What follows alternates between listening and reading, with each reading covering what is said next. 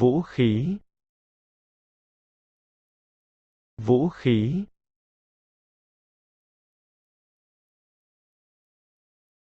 Áo giáp.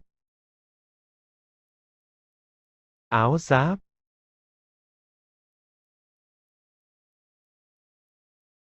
Xe bọc thép.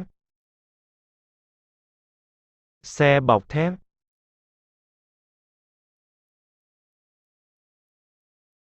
Mũi tên. Mũi tên.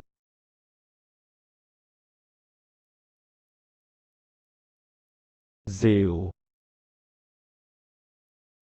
Rìu.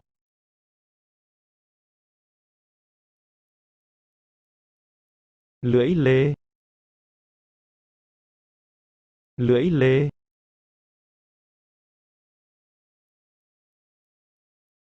Vũ khí sinh học. Vũ khí sinh học.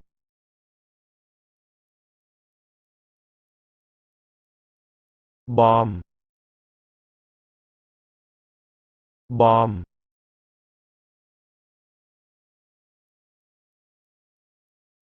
Cung tên. Cung tên.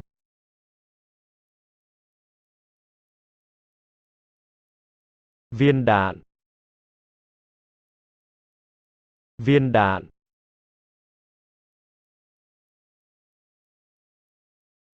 Đại bác. Đại bác.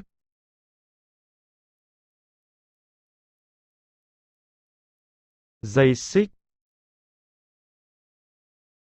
Dây xích.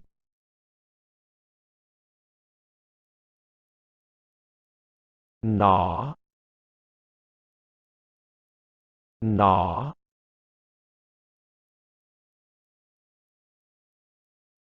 Phi tiêu. Phi tiêu.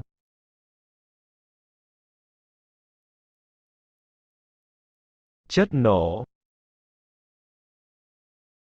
Chất nổ.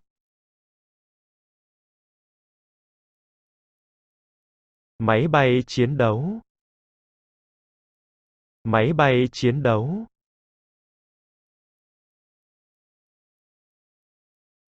Lựu đạn.